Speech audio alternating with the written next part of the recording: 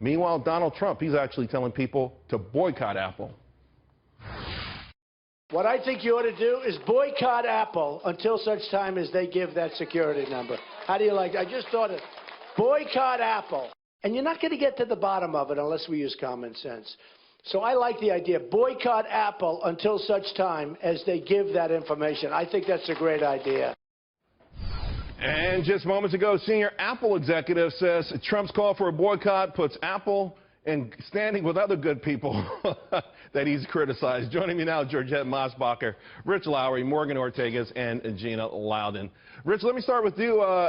Golly, it's a new day, a new Trump feud, but I think they're two separate issues Apple here. Bigger than the Pope? I don't know. What's the bigger target? Right now, Apple's got a bigger market cap, that's for sure. But we do have interesting bedfellows because President Obama's administration coming after Apple hard, and now the GOP frontrunner. Yeah, well, first of all, it's not humanly possible to boycott Apple products, so I assume that's just a rhetorical ploy on Donald's part. But look, I don't understand why Apple's acting as though it has to build a doomsday machine that will end everyone's privacy if it just unlocks a terrorist phone to aid a counterterrorism investigation. You don't buy that? I don't buy it. I think a big part of it is Apple's self-image here. They want to pretend as though they're protecting everyone's privacy when actually these sort of companies know everything about us much more than the government does. Well, they know about us, but I guess, Morgan, what they're saying, though, is do you want everybody to know about you? Do you want everyone to have access with your information? And by the way, Donald Trump said it was a liberal thing. I think it's more of a libertarian sort of thing, personally. I think it's sort of the kind of thing, again, I pointed back to that commercial that put Apple out there for everyone to see. I think that's what they're trying to cling to, at least Tim Cook is.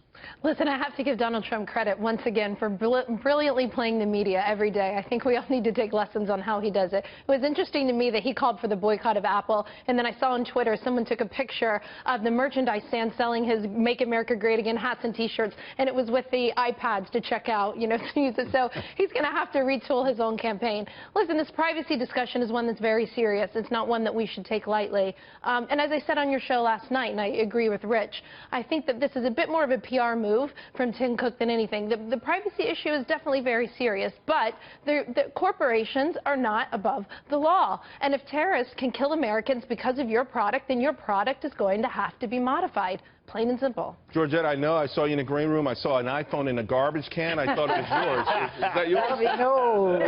No. I couldn't manage without a phone for 20 seconds.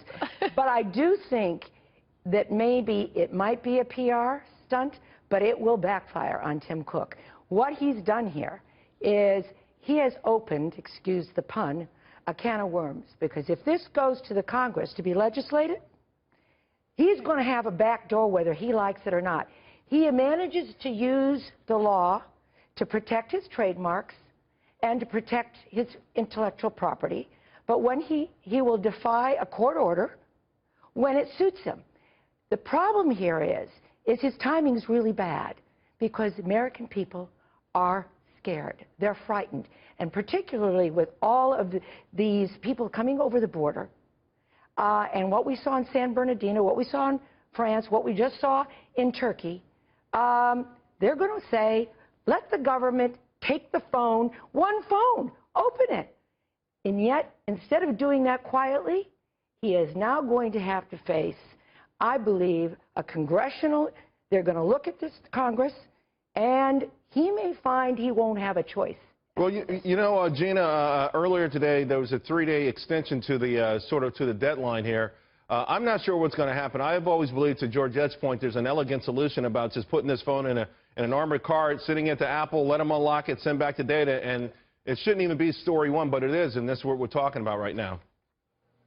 But the issue was whether or not Apple would have to make all devices have a backdoor, not just this one. This one, I think we can all agree it should absolutely happen. But you've got to love the stroke of genius of Donald Trump to speak extemporaneously, right? This was just a, I don't know, I think, yeah, we should boycott. But he sends a very not so subtle message there, Charles, that his answer to this would not be government control, that it would be free market control, because a boycott is a free market answer to a private industry problem. So I think it was another stroke of genius on his part. I will say the stock was down 22 cents, so Wall Street kind of yawned at the economic impact of this. I think Rich made the point earlier, and you too, Georgette.